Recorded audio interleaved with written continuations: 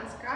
Nama saya Yusnita. Nama saya Arzeti. Nama saya Karisma. Nama saya Rainisa. Kami dari kelompok 5 akan menampilkan video tentang hak dan kewajiban warga negara dalam demokrasi. Selamat menyaksikan. Hak warga negara adalah segala sesuatu yang pantas dan mutlak untuk didapatkan setiap individu sebagai anggota warga negara sejak masih berada di dalam kandungan. Secara umum, hak dapat diartikan sebagai bentuk dari kebenaran, kewajiban, kewenangan, kebebasan, derajat, dan wewenang menurut hukum. Kewajiban adalah tindakan yang harus diambil seseorang, baik secara hukum maupun moral.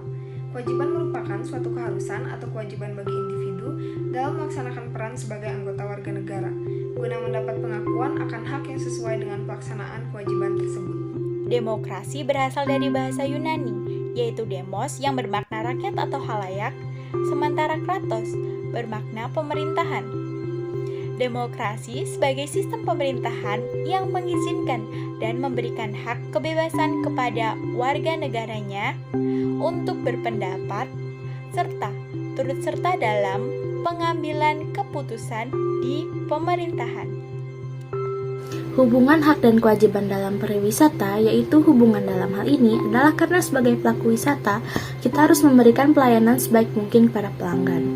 Karena hal itu adalah kewajiban kita dan juga hak yang harus didapat para pelanggan. Kemudian, para pelanggan harus bisa mentaati setiap aturan yang ada dalam suatu destinasi.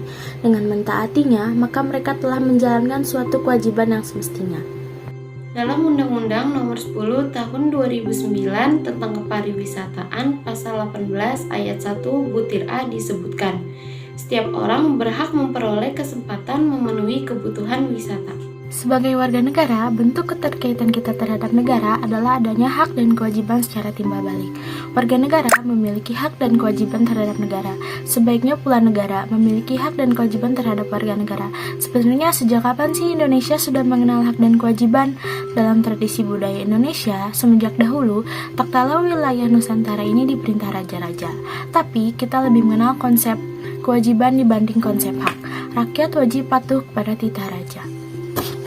Menurut teori korelasi yang dianut oleh pengikut utilitarianisme, ada hubungan timbal balik antara hak dan kewajiban. Menurut mereka, setiap kewajiban seseorang berkaitan dengan hak orang lain, dan begitu pula sebaliknya. Mereka berpendapat bahwa kita baru dapat berbicara tentang hak dalam arti sesungguhnya jika ada korelasi itu.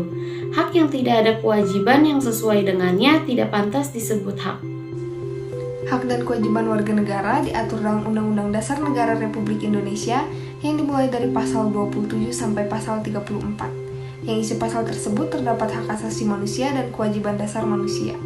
Hak dan kewajiban warga negara dan hak asasi manusia menjadi amat penting untuk dikaji mendalam, mengingat negara kita sedang menumbuhkan kehidupan demokrasi. Untuk dapat mewujudkan demokrasi di Indonesia, yaitu demokrasi Pancasila, tidak bisa lepas dari penegakan hak asasi manusia. Jika suatu negara sudah berhasil melindungi dan menegakkan HAM, maka demokrasi dapat terwujud. Mengapa sih HAM ini sangat berpengaruh dalam demokrasi? Hal ini dikarenakan penegakan hak asasi manusia termasuk salah satu indikator terciptanya negara demokratis. Begitupun sebaliknya, jika suatu negara belum berhasil melindungi dan menegakkan HAM, maka belum bisa dikatakan tercapai demokrasi yang sesungguhnya. Setiap warga negara memiliki hak dan kewajiban untuk mendapatkan penghidupan yang layak. Tetapi pada kenyataannya banyak warga negara yang belum merasakan kesejahteraan dalam menjalani kehidupannya. Apakah ada pelanggaran HAM di sektor pariwisata? Ya, ada. Hal ini terjadi di Lombok, yaitu Mandalika.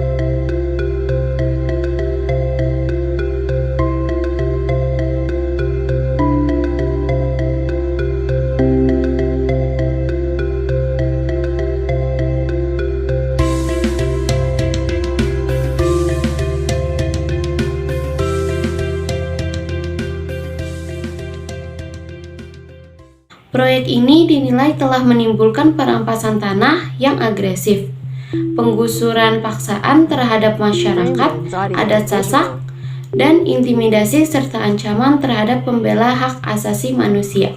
Lalu, apa saja kerugian dari hal ini? Masyarakat banyak kehilangan tempat tinggal mereka dan bahkan peninggalan budaya serta situs religi mereka mengalami perusakan karena pemerintah Indonesia dan ITDC atau Indonesia Tourism Development Corporation akan menjadikan Mandalika sebagai Bali baru.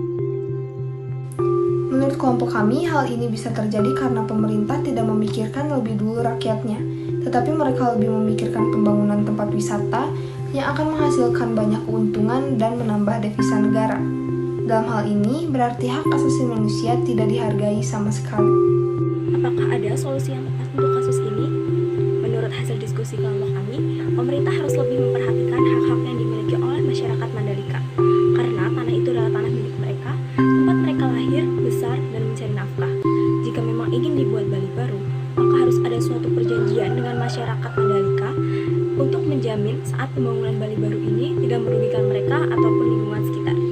Lalu, kasus yang kedua adalah tentang wisatawan yang tidak menjaga kebersihan pantai Sukabumi. Para pengunjung yang datang ke pantai ini mayoritas membuang sampah sembarangan. Membuang sampah sembarangan adalah satu contoh pengingkaran kewajiban warga negara. Ditemukan banyak sampah plastik dan botol di area pantai, dan bahkan ditemukan penyu sisik yang terjerat karung plastik, tapi untungnya berhasil diselamatkan. Menurut kami, ada 3 solusi yang tepat dan dapat dilakukan agar hal itu tidak terulang kembali. Yang pertama, yaitu perbaikan dalam sistem pengelolaan sampah, seperti memperbanyak tempat-tempat sampah, dan mengelola sampah-sampah tersebut menjadi kompos, sehingga dapat digunakan untuk pohon-pohon di sekitar pantai. Yang kedua, dengan mengurangi timbunan sampah plastik, dengan membawa bekal makan dan minum pribadi, serta membawa kantong belanjaan pribadi. Yang ketiga, dengan membuat peraturan yang ketat tentang pelarangan atau meminimalisir bagi wisatawan untuk membawa plastik ke area sekitar pantai. Sekian vlog dari kelompok kami. Terima kasih. Wassalamualaikum warahmatullahi wabarakatuh.